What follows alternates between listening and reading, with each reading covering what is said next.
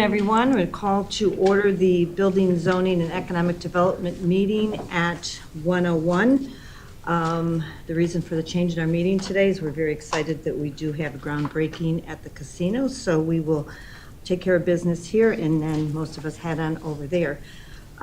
Could we have a roll call, please? Chairperson Patty Smith. Here. Vice Chair Shweta Bade. Here. Alderman Carl Franco. Here. Alderman Mike Seville. Here. Alderman Bill Donnell. Here. 5 present. Thank you. Okay, so we're going to start with item number 23-0947, approval of the Building, Zoning, and Economic Development Committee meeting held on November 15th, 2023. Motion by Second. Alderwoman Bade, second by Alderman Franco. All in favor? Aye. Opposed? Motion carries. Clerk, do we have any public comment today? Yes, we have 2 people signed up for public comment. Could you today. read the rules of public comment, please? Yes. Pursuant to the Open Meetings Act, all persons shall be permitted an opportunity to address public officials under the rules established and recorded by the council. Under our rules, any person may address the BZE committee for up to 3 minutes with a maximum of 30 minutes allotted for all public comment. No person other than the timekeeper or the chair for the purpose of maintaining order may interrupt a person recognized for public comment during his or her comments. Members of the BZE committee shall not engage with nor respond to a speaker during a time set aside for public comment. Staff is directed to follow up with members of the public with respect to any concerns raised during public comment within the scope of the city's authority following the adjournment of this meeting. And our first person for public comment? Jack Pye. And Council, are you keeping track of time? Okay. Mr. Pye, thank you for being here. You have 3 minutes. You may start now. Good afternoon. My name is Jack Pye, residing at 584 Saratoga Drive in Oakhurst North. I participated in the public hearing on November 15th concerning the proposed zoning modifications for Liberty and Eola. During this hearing, I articulated my concerns about the rezoning. First off, I want to express my appreciation to the consultants affiliated with Car Wash Pro Designers. The consultants displayed receptiveness to the concerns voiced during the public hearing. They addressed each issue raised by the participants, exhibiting preparation, profound expertise, and a reassuring approach. Even though they had amazing responses, one concern persists, specifically regarding traffic implications resulting from the land's annexation to B2C designation and its 3 associated parcels. It's essential to emphasize that this concern is not about the Car Wash Pro Designers as a singular business, but the potential development on the remaining 2 parcels that could substantially amplify traffic, raising considerable concerns. The Liberty and Eola corridor holds the unfortunate distinction of being the 4th most accident-prone area in Aurora. Access to the mentioned parcels from the northbound Eola necessitates a U-turn maneuver, followed by swift ingress into the far right lane for establishment entry. An additional route requires turning left from North Eola onto Liberty, subsequently navigating a turnabout at the traffic light junction of Asbury and Liberty, which directly neighbors an elementary school. Alternatively, individuals may bypass North Eola entirely, opting to head westbound on New York, subsequently turning onto Asbury northbound, utilizing Oakhurst North neighborhood as a thoroughway to Liberty. This presents significant concerns for safety, especially when vehicles are already disregarding stop signs along this route. Notably, in proximity to Brooklyn Park, where many children play, directly across from the intersection of Asbury and Saratoga, where my residence is situated. Despite consistent adherence by Oakhurst North residents to stop signs, the influx of non-resident traffic seeking to circumvent Eola's congestion results in persistent violations. This situation poses grave risks, especially for young school children frequenting Brooklyn Park or walking to Nancy Young Elementary School. Notably, the morning and afternoon pedestrian activity involving these children is exponentially grown. Utilizing the Liberty and Asbury intersection en route to the pool during summer presents also an ongoing hazard. The flow of a non-residential traffic through our neighborhood, particularly in this vicinity of the elementary school sports complex and playground where children-focused activities take place, poses a profound threat to safety and well-being of children within the Oakhurst North community. Thank you so much for your time. Clerk, do we have another speaker? Yes, Dennis Bass. Hello, Mr. Bass. Thank you for being here. You have 3 minutes, beginning now. Good afternoon. I just had one concern. We're one of the neighbors that backs up to the lot on the south, the lot on Eola and Liberty that we're talking about for the planning. And looking through the planning documents with landscaping, and it said on there that they plan to put the fence and landscaping of the lot later when they develop lot number 1. And I guess I talked to Jill, senior planner, and she told us that that is not the case, that it will be included, the fencing back up to the neighbors and the landscaping will be included with lot number 1. So I just wanted to make sure that that is a consideration from you guys to make sure that that is done during the initial development rather than later when lot number 2 is developed. Thank you, appreciate it. Any further speakers, Clerk? No. Okay, we're going to start with our agenda. Would you like for me to read all of the items in the one category, all of the first 4? Yes. And then we'll move through those one at a time afterwards? Yes. Okay. And I didn't bring my glasses, so could have a little problem here. Item number 23-0920, an ordinance providing for the, oh goodness. No, an ordinance providing for, no, not the word, the C, execution of the annexation meeting with the owners of record providing for B2C Business District, General Retail, and OS-1, thank you, C, Conservation, Open Space, and Drainage Zoning with a conditional use planned development zoning for the territory which may be annexed to the city of Aurora, located at the southwest corner of Liberty Street and North Aurora Road, a vacant land in DuPage County, Aurora, Illinois, 60502.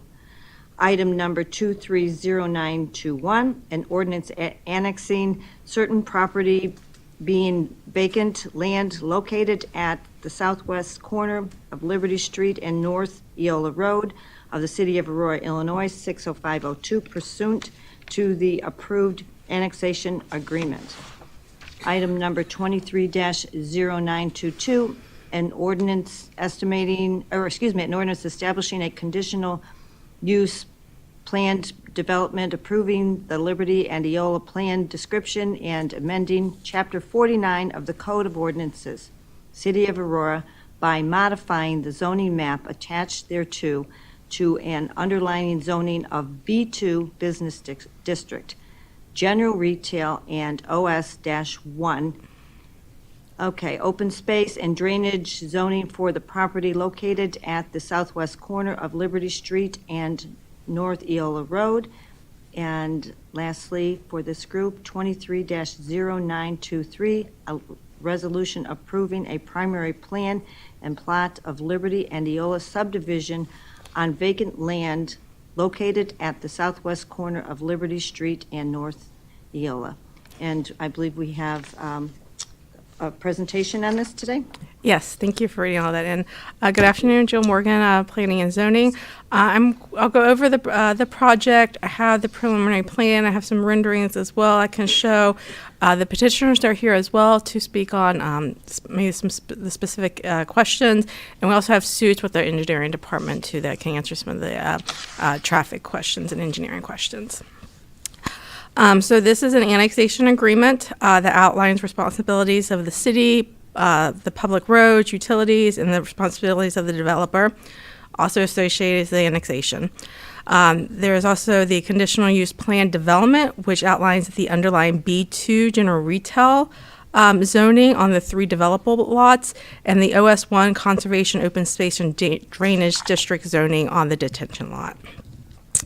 The plan description that allows modifications to the uses and bulk restrictions. This includes allowing a car wash, single bay on Lot 2, And lot 2 is the car wash lot. So it goes lot 1, even though this is the later lot to develop. Lot 1 is to the left, then lot 2, and then the south is lot 3. There's also, in addition to that one allowed use, we prohibited some other uses, such as used clothing store, pawn shop, tattoo parlor, laundromat.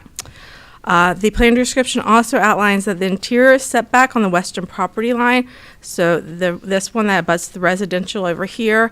So this interior setback was increased from usually a 20-foot setback requirement to 50 foot. We also added landscaping and screening requirements into the plan description.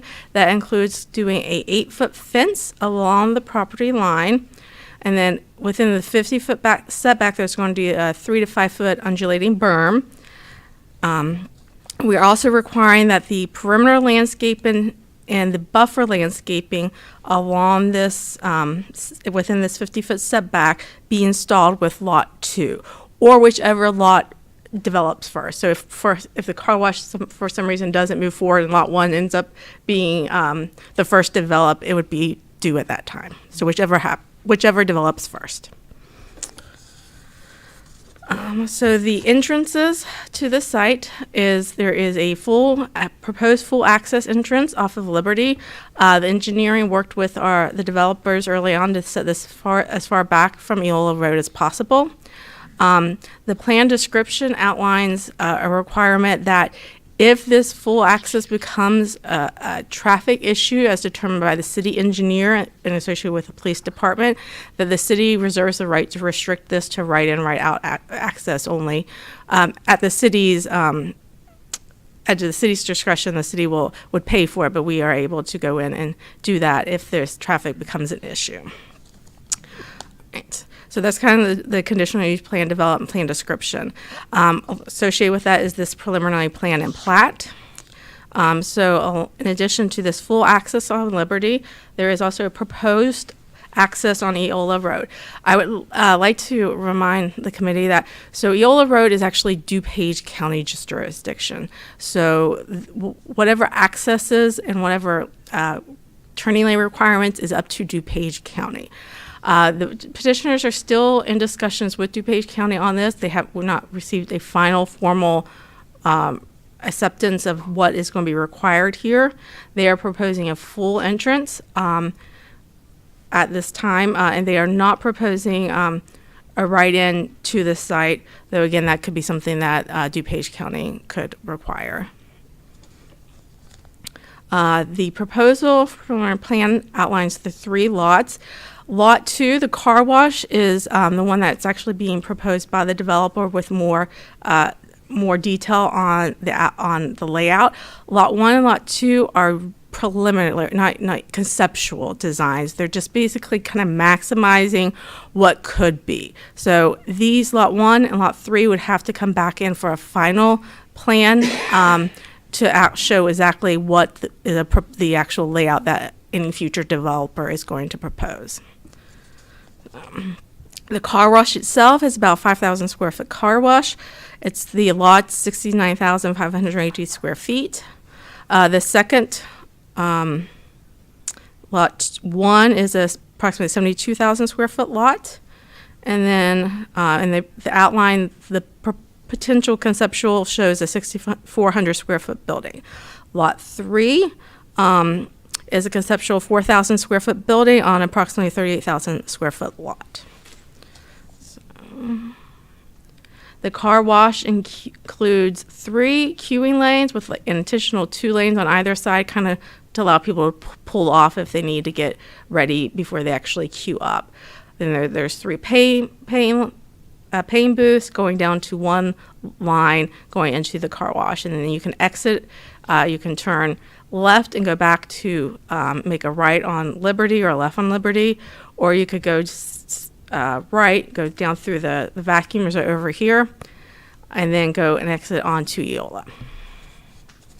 Let me show the renderings. This is preliminary, so we don't require full landscaping or renderings, but the petitioners, we did ask them to go ahead and give us some very basic conceptual, very conceptual on landscaping, more kind of what they would landscape on their lot. And then here's the renderings for the car wash itself. The petitioners did note for the landscaping, there is like kind of existing trees in that 50-foot setback. They are planning to try to retain as many trees as possible, clean up some of the scrub landscaping, but that will also be determined at final once they can actually do more of a tree survey. Is there any So questions? before we start questions, Jill, there was a public hearing for this? Yes, so there was tell a us about public that? hearing at Planning and Zoning Commission. There were several attendees from the public who spoke at the meeting. What is several? Was several less than 10 or several more I believe it than was 100? 4. 4, okay. There were 4 actual speakers. I think there was a few in the audience that were that didn't actually come up and speak. I know I think they did address some of their concerns. Was traffic. There were some environmental concerns with, I think, the car wash, and I feel like car wash did a good job of answering all those concerns. And then concerns about the screening of Lot 1, the one closest to them. And I hope staff did followed up with that as what we're doing with the fence, the berming, putting in that landscaping, the buffer permanent landscaping with the first development.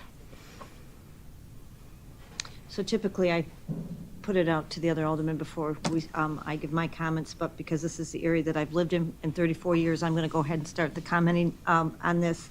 When I did see this, I did produce a lot of red flags in my own head because of the level of traffic that is on Neola Road. I do not believe that this development will bring any additional traffic to Eola Road, but I do believe it will scramble the current traffic, and I think we have to be very, very conscientious of that, because although there is a 45-mile-an-hour speed limit on Neola Road, I don't know a single person that actually does that. So, and I know that we have, I talked to you guys earlier today, and you were able to answer a lot of my questions, but I'd like to talk about some of them publicly. One, our first speaker addressed the berm and taking care of that behind Lot 1, correct? Yes. And that will be done upon starting any type of construction, regardless of what lot it is, correct? Correct. It would be done with the first to develop, whether it's Lot 1 or Lot 2. Okay. And I hear you in that you don't know what's going on Lot 1 or 3, but what do you think would fit on Lot 1 or Lot 3? And if you can't answer that question, that's okay as well. I mean, we probably envision some type of general commercial. It is showing Lot 1 as a potential drive-through. That's a possibility. I mean, they're not at the intersection, so I'm not even sure if a drive-through it might be too far away from the intersection for that to be something that would be appealing to a drive-through. Lot 3, some type of small commercial, but specifically what type of commercial, we really haven't thought. I couldn't say. I don't know really market demands enough to say what I think would go here. I know there were some issues with like the timing and hours.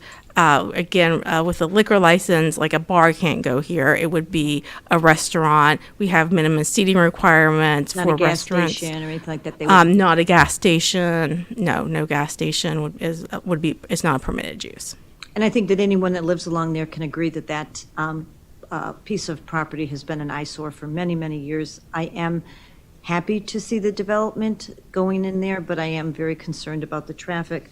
And I am a little concerned about the position from DuPage County, because I do feel like a turning lane would be very helpful for the traffic situation. So I guess if we choose to move this forward today and DuPage County declines a turning lane, we would still have the opportunity to make some other choices. Is that correct?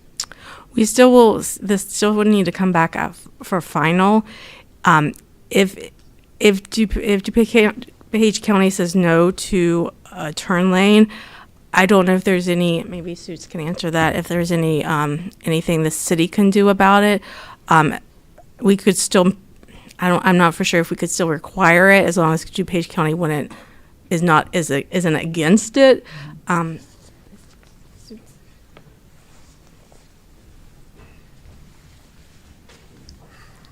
Good afternoon. Suits Tabong with engineering. Yeah, because it's under the jurisdiction of DuPage County, it will be hard for us to, force somebody to. Since we have no jurisdiction over it, it will be, I guess, difficult and hard for us to force a developer to put in a improvement that's not under our jurisdiction. Certainly. That's not what I was asking you to do to Yeah. force it. I'm just saying that Yeah. if they choose not to, we would still have an option to perhaps change our mind whether or not we felt that this was a safe facility to put in that spot. It's just that if we move forward today, we're not locking in, we're still waiting for some further answers, correct? Correct, right, yeah, correct, yes. Yep. And then lastly, for me, is I believe that Jill said that there was an opportunity to add this later, a right-in, right-out off of Viola Road. Have you thought about that? And I know you said that's something you could add later. Is that? Yeah, I was just talking to Ed about that. So yeah, this would have to come back to for final plan and plat. We can request modifications at that time if DuPage County says isn't requiring it. We could push that, reach out to DuPage County, and ask for that modification. So the committee will BZE, and then it's on appealable. Have a chance to review it again at And final. today's only about the annexation. It's the preliminary plan. Yes, okay. Yes. And for that, I'm finished. Yes, Alderman Donnell. Thank you, Ms. Chairman. A couple of things. We've had some car washes that lacked adequate stacking, and stacking would come out onto the roadway. Are you satisfied with the stacking shown on this plan? Yes, that was another concern of ours. We made sure that those 3 lanes, you have the 3 lanes themselves that are shown as stacking, meets our stacking requirements, and then you have that kind of pull-offs to the side as well, and then you have all of this internal roadway that could get stacking before it would start actually impacting the arterials. Well, and also the design is so that they can go to the drying area after the car is washed, which I think was part of the problem with one of those other sites. The vacuum area, yeah. Yeah, the vacuum area. Yeah, so they could go to that after, they could go to it first, so. So I was out there today and noticed there's quite a grade differential off of Viola. But I also noticed that you proposed with this plan sidewalk and a pathway, and I think you probably have a hierarchy. I'd like to hear your explanation on that, but it appears that the sidewalk set or the pathway set back far enough that you wouldn't have grade problems.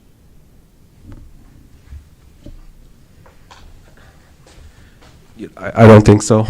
I mean, that's something that, we'll look at the detail grading, but I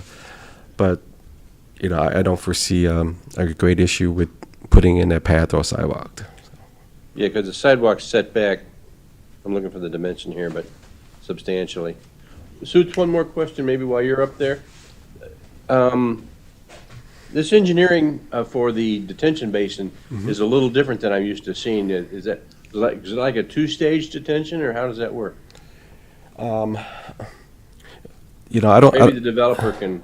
Yeah, I don't think it's a 2-stage restrictor. I mean, I know there's flow coming under Eola Road that's going to be conveyed around the pond. But There's a little pond and then there's a big pond. Are you speaking to this? That The box area. culverts dump into a smaller pond, Yeah, that's. and then that's there's a bigger pond. Yeah, the development pond is the bigger pond, which is noted as proposed. What you're looking at where the culvert empties to, basically that's not really a pond. It's more like an overland flood route to convey the offsite flow.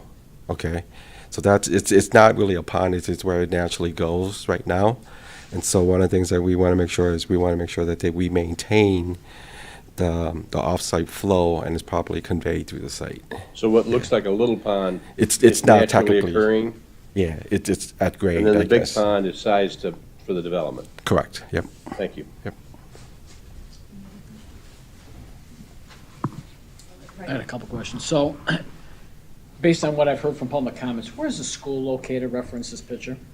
It's a ways away. What? A good mile, mile and it's about, a mile from the corner? Oh, it's a Maybe mile? Okay. less. No, it's right here. Is it this? Okay. Mile, it's more than a half a mile, probably Which school less is than a that? mile. It's Nancy Young. It's an Nancy Young. elementary school, Okay. District 204. Okay. And I'm trying to envision here, and what about the cut-through traffic? Can you describe what that was about, the cut-through, why that would potentially happen? Based on what we heard before, or not? Or do we not? I can You could- speak to that a That's little fine. bit. I can speak, but not thoroughly, just because of my years of living there. I believe that Oakhurst North experiences a lot of cut-through traffic right now. From where to where? From New York Street to Liberty. Okay. For people that don't want to get on Eola, they can cut through. If they're coming from downtown Aurora, they can go, and they're coming up New York, they can cut through Liberty, or excuse me, they can cut through Oakhurst North, I don't know what that road is. Asbury. Asbury? Yes, Asbury, and take it to Liberty, then jump on Liberty and head down Liberty. Liberty is a very, very, very highly trafficked road during busy times. So that's occurring now? Yes. All right, And I that's don't true. live there, so I live near there. I guess what I would like to know is this development going to increase it? Be not a factor? I mean, I'm trying to figure out how that would work in, why there are more people who potentially cut through, just because there's a complex there. And I'm not getting my hands around that. I don't know why that would happen. If they're doing it now, and we put that there, I don't see an increase, I don't see a decrease, I don't see anything. But I don't know, I'm just No, trying to figure out. I agree with you. I don't think that truly is an issue. Where I feel the issues coming in is we are now at a very, very busy intersection and giving people ins and outs and cross over a four-way road to get into a facility, or coming from, going onto Liberty and then crossing over two lanes to get into the car wash. I think that we're really scrambling up the traffic pattern there by offering this. So I still have a lot of concerns, but I'm willing to move forward until we can get some of these concerns answered. And maybe we should hear from the petitioner? I have one more question, though, and then maybe the petitioner could answer this. So it's in the conditional use criteria, and it was number 5 on that list of 8. Anyway, it was, they're talking about traffic, egress, ingress, internal stacking with eye to ensure no stacking on the public way. And it says, if we find impact, we make adjustments to our internal traffic flow until all impact is reduced to nearly zero. So I guess I want to know, if you have too many cars, what can you do internally to have less cars to impact the right of way and the whole thing? So that's I guess, I might ask the. For the petitioner, I believe. Because I just want to know what the plan B would be, because it's got to be an executable plan B. It can't be just, we think we can do it, we got to want to know exactly what they can do, because we can't have cars backing up onto the road, obviously. So we want to know how they can actually make that happen if that occurs. So I'll leave that. And I would just say to note, it is in their benefit to do that, because we do, if it becomes an issue, we can restrict, like, their right in, right out. Their full access. So if traffic starts becoming an issue, the city could go in there and do something. So it would be on their benefit to internally address it. Well, right, I'm sure they would want to, but I'm just wondering if they can. Right, if they We can. all- We have a goal, have good intentions, but can we actually make it happen? So that's kind of what I'll ask them when they come up. All right, that's all I got. Sorry. Alderman Bade? Alderwoman Bade, any questions? Oh, no. Could we hear from the petitioner, Yep. please? We usually did that backwards. Usually we hear from the petitioner before we start asking our questions. Yeah, why not? Just state Good your after- name, please. Sure. Good afternoon, Alan Jacob, Car Wash Pro Designers. Nick Spallone, Car Wash Pro Designers. Do I need to be sworn in? Do we need to be sworn in? Oh, okay. Swear to tell the truth, the whole truth, and nothing but the truth. Always, always. So I kind of wanted to go over some points of our applications here. First, obviously, the conditional use. In staff's recommendation to the Planning Commission and obviously to this board, it's conditioned on that 8-foot fence going up. So it's not going to go up later. It's going to go up as soon as there's a shovel in the ground. It's one of the pieces that will go in as soon as possible. So Mr. Bass is concerned that that would go in later is not the case. The case is that it would go in when construction begins on the car wash. As far as the traffic, there's been a lot of discussion about this traffic, and I think Mr. Spallone can maybe answer your question about how to prevent stacking and what our plan B is. But just so you all know, we do have to go through DDOT, DuPage Department of Transportation, not only to approve this concept, but also for them to issue a permit for us to begin construction. Because if we don't have that, then the point of the conditional use is really useless. We can't build it there because we wouldn't have access to the public way. The other thing that we've been working on this project for nearly a year with the traffic engineers of the city and with KLOA, who is a very big engineering firm that works across the nation. I think IDOT once retained them as well. And we came up with this plan in conjunction with the traffic engineer of the city and KLOA to make it the most efficient internally and also externally. And in addition, we agreed to add, at the city's request, into the annexation that if traffic ever became a problem in the future, that full access on Liberty could be restricted at the discretion of the city to right in, right out only. We've developed these car washes across the country, dozens of them, and they're not just conceptual, they're tried and true. Our stacking works, the design works, the internal traffic works. We built one on 2903 Kirk. I don't know if you're familiar with that. About a year and a half ago, and it's in operation. There's never been a complaint about traffic. There hasn't been a stacking problem. There hasn't been any complaints from the neighbors who are immediately adjacent to it. No light, no sound, no complaints whatsoever. So when we say that the concept in reality works, it does, because we've proved it in other conceptual plans.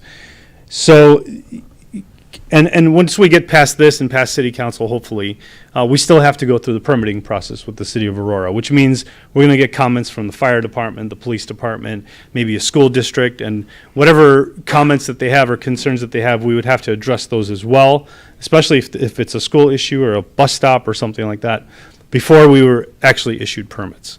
The concept itself, the building, we've designed it to make it look very nice. It almost looks like a bank. We don't want it to look like a car wash. We don't want it to have that industrial look. We want it to kind of beautify the commercial corridor. It falls in line with the comprehensive plan of the city of Aurora, and we believe that by annexing it, the city of Aurora will benefit from property taxes as well as potential future sales taxes from the adjacent lots that come in to develop. And on that note, when those future developers do come in, they would obviously have to come in front of the city to get approval, and they would have to work with us to make sure any internal additional traffic works between the car wash and whatever comes into those vacant lots adjacent to us.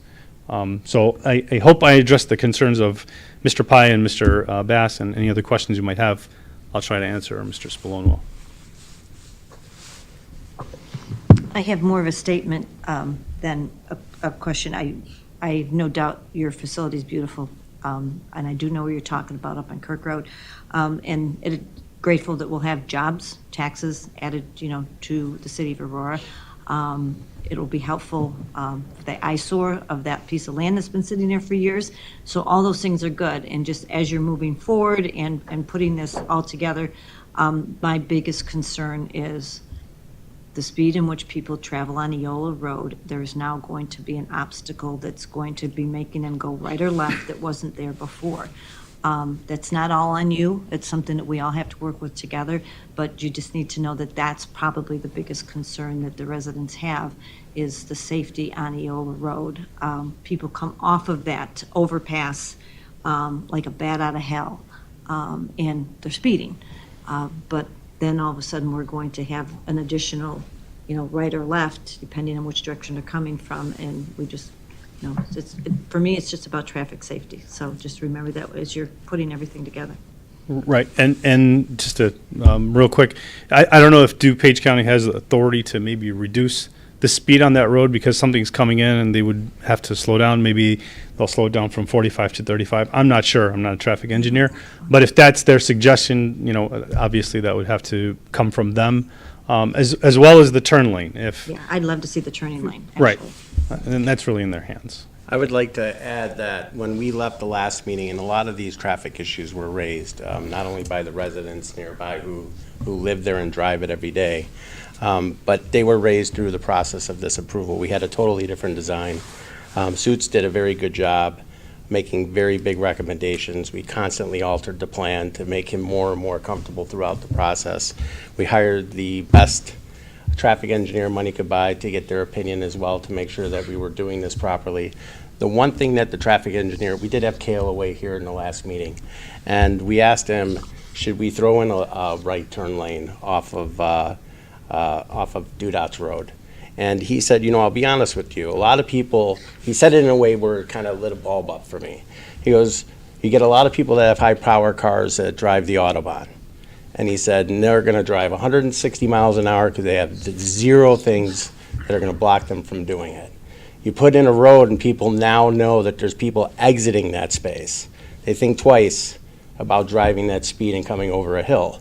He said that having this slow turn traffic in, specifically the traffic coming into the site, will ultimately slow the people speeding down each direction. So when I started to think that through, it made sense to me. People are doing this because there is nothing blocking. There's nothing preventing them from going very fast. And when you start to build things in, like for instance, when a police officer is staged at a certain stop sign and they do it for a whole month, you kind of get conditioned to slow up in that area where you typically would go fast. Same thing with those speed limit signs. When they go up, you're aware that you're doing something that isn't right and changes your action. So it made a lot of sense to me. We are definitely not opposed to a right turn lane in if the city recommends that, nor is the client. Thank you. Even if the committee doesn't require it, or the DUDOT doesn't say it's required, but the committee prefers that we have it in, the client is fully prepared to put that right turn in. Thank you. Any more questions? I want to make a comment, though, before I ask a question. You are spot on about that. Traffic calming measures come in all shapes and forms, and sometimes we don't understand that we did this and it worked out to a different benefit, because I've seen it all the time about everybody wants to park on one side as opposed to the other side. No, you don't want that through. You want to weave around cars because it slows things down. So you're right about that. That is a thing, traffic calming measure. Accidentally, but nevertheless it works. My question is going to be your hours of operation. What are your proposed hours of operation? So we typically run during daylight. So that hours of operation will change between winter and summer. We'll have shorter hours in the winter and longer hours in the summer, but we follow the light. So 9 o'clock-ish in the summer? In the summer, Night. right now, I think we changed the hours to the one on Kirk Road from a 8:30 close to a 7 o'clock close. Okay. So we shorten the hours from open and close during the winter time and then widen them in the summer. So based on what you got before, 8:30, 9-ish would be about the high end? 9 would be the absolute worst. Beyond that point, you're burning the candle from both sides. There's nothing really happening. And one other, to address your comment, what's very similar with this site to the one that we built on Kirk Road is that that kind of internal road that's in the back of the site that takes you off of Butterfield, takes you off of Kirk. The one thing you will know, we always assume, God forbid, this place has too much volume. We always have that spill-off space. Well, we've had 2,000 vehicle days at the Kirk Road site, and we haven't once had a scenario where that common road in the back was ever blocked. So the good thing about these new washes versus the older washes is when you'd go there, you'd be there an hour. The whole point of having the retail space was so that you can leave your car and come back in an hour. These things push cars out every 20 seconds. So you can shove a whole bunch of cars in there and they'll come out every 20 seconds. So you're producing more, you're getting more done which doesn't create the volumes. Thank you. Alderwoman Babe? Thank you, Chairwoman. Just wanted to ask, what is the current capacity of stacking as of this plan? Before you get into the wash? Yep. I think we have a stacking plan on this.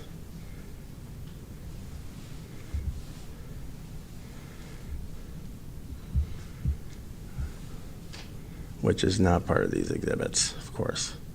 I want to say we're typically about 35 to 40 before we get into the wash. And then there's 5 10 per after lane. the pay stations, and then there's a total of 5 in the tunnel. So 10 per lane, and then 5 and 5, so 40. Okay. Any further questions? Yes, I just have one. Yes. When people utilize your car wash, how many people are utilizing the vacuums opportunity there that people have? So we have, this is another first for us, is a good one. But, you know, we have a lot of vacuum stalls here, so we're able to accommodate, because of the size of the space, we're able to accommodate a lot. Like anything else, it's a first come, first served basis. We really never have seen a line waiting for a vacuum stall in the event that one is filled. I look at it like a parking spot in a lot. If you're going down an aisle and all of the spots are taken, you simply leave. I've never experienced a waiting portion, but we have a high amount of, this actually has one of the higher amount of vacuum. This might have a few more than the Kirk Road one. And how many again do we have for the vacuums? I want to say this is probably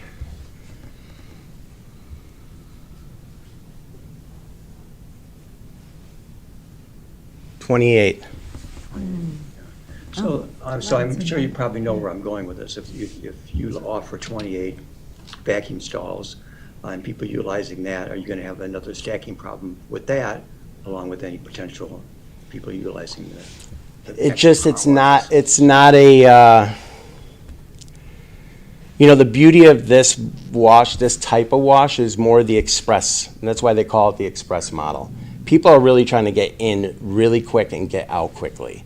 If they have the time, they really don't go to this wash. They go to like a sit-down Fuller's or a Delta Sonic.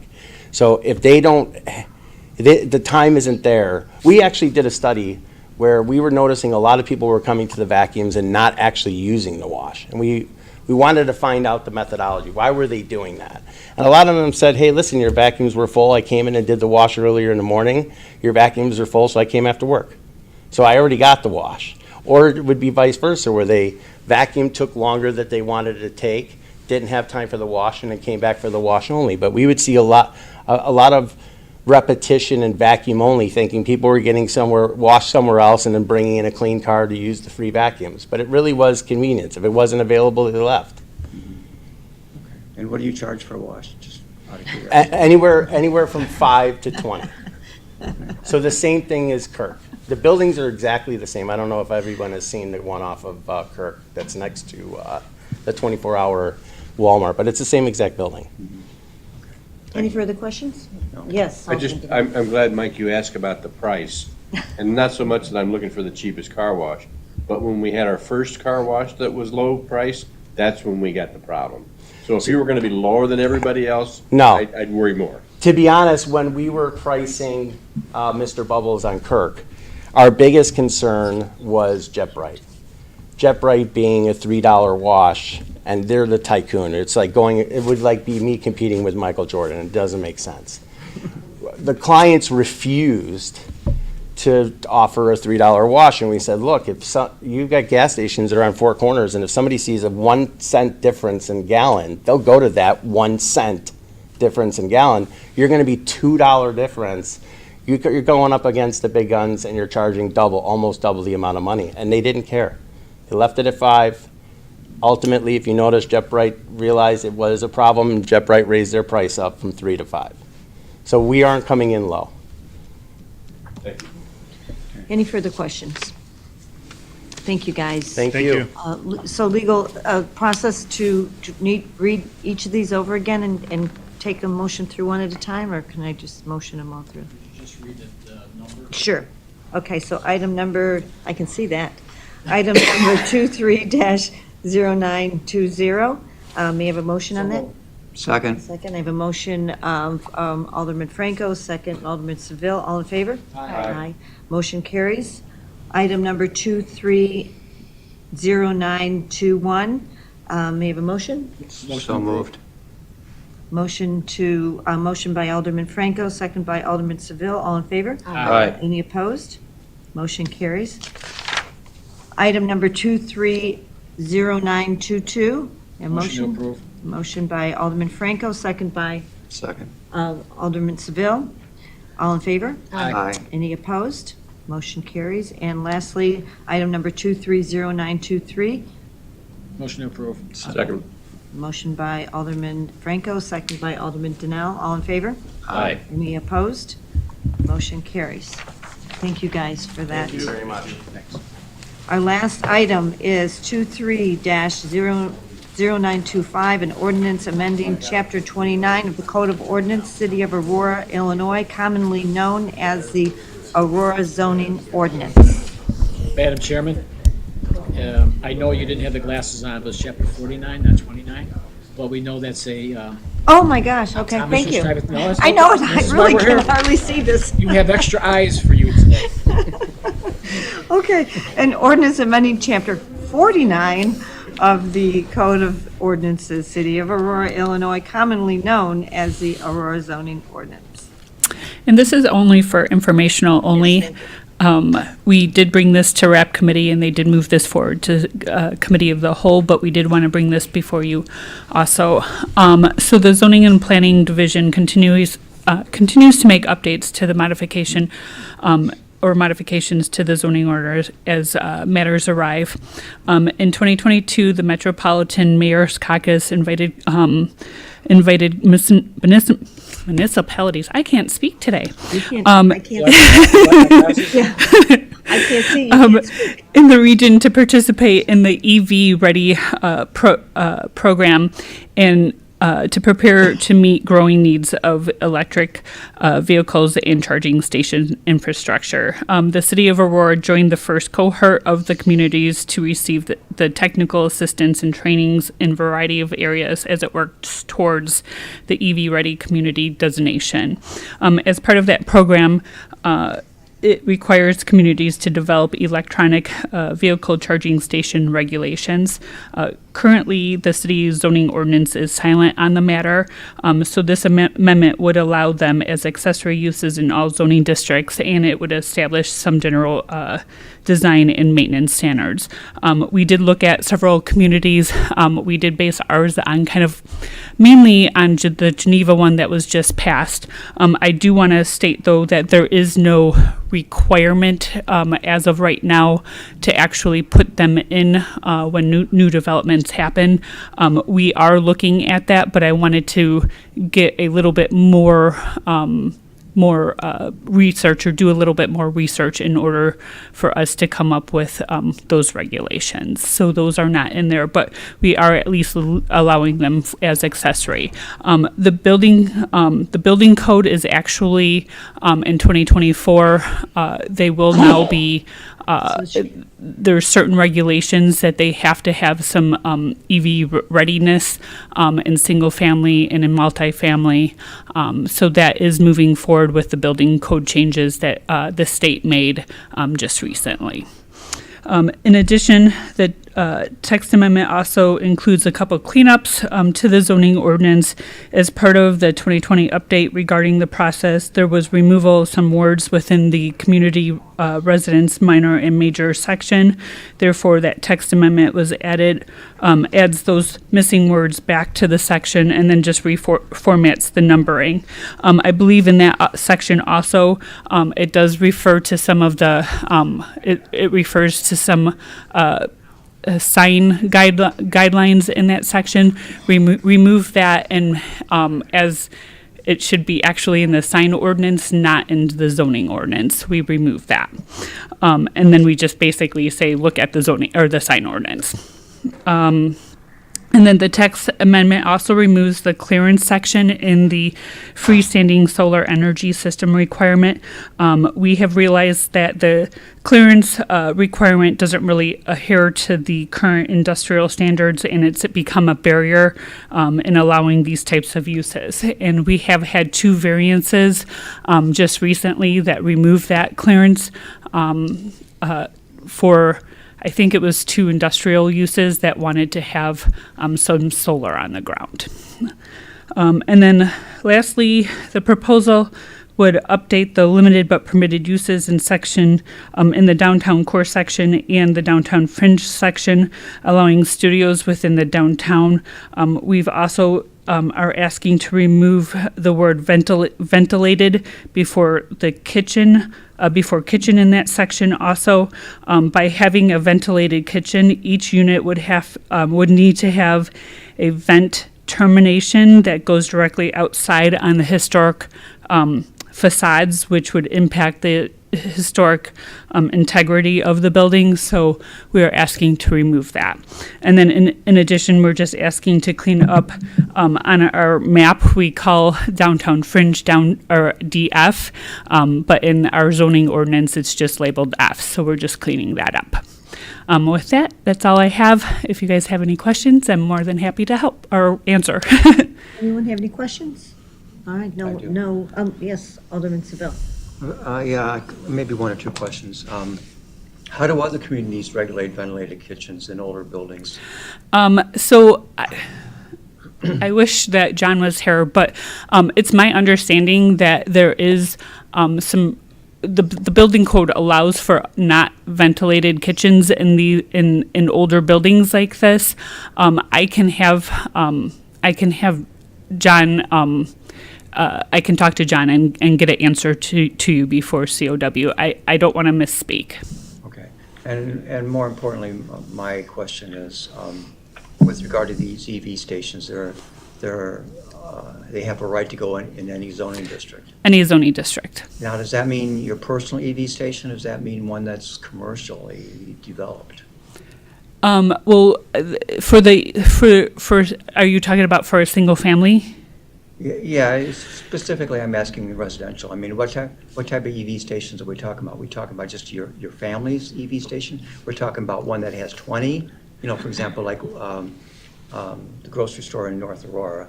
When you go there, they have like several EV stations. Correct. Are we envisioning that in every district? No, I would envision that they would probably have them indoor. They're pretty expensive, so I can't imagine they would have them within their garage for their personal use. So again, I don't know if you've answered my question. Maybe I'm not hearing you right, but again, these EV stations are just for you personally. You can't set up a commercial enterprise and you can start charging people. You can. There are different regulations for that. So the state has clarified that. I believe that for single family, you cannot charge. I believe that for multifamily, any multifamily, you have to allow somebody to, if they have an EV, that they can actually put one in. But I don't believe that there's a charge within the multifamily. But however, there is a charge within the commercial, if they so want to charge for it. Yeah, so I don't know if you can get where I'm going with this, but my concern is, somebody having a vacant lot next door and somebody puts up an EV station. So they're accessory uses, so that it can't be a primary use. So it couldn't just be. So you wouldn't be able to do that. You'd have to be accessory to a primary use. So like, for example, that grocery store you said, that's a accessory use setting up in their parking lot. Yeah, that's But this also is going to take care of any future potential public EV placements, correct? Correct. So city ones that we may need in the future throughout. Yeah, we all know we're going to this. We don't know what it's going to look like yet, but we're getting an idea because it's slowly being developed. And I just don't want us to do something where it's going to be an intrusion in the residential areas. That we have some control. So, okay, thank you. Any further questions? This is for information only, no action necessary. Thank you. You're welcome. And no need for Motion to closed adjourn. session. Motion to adjourn by Alderman Franco, second by Alderwoman Bade. All in favor? Aye. All opposed? Sit here by yourself. Meeting is adjourned.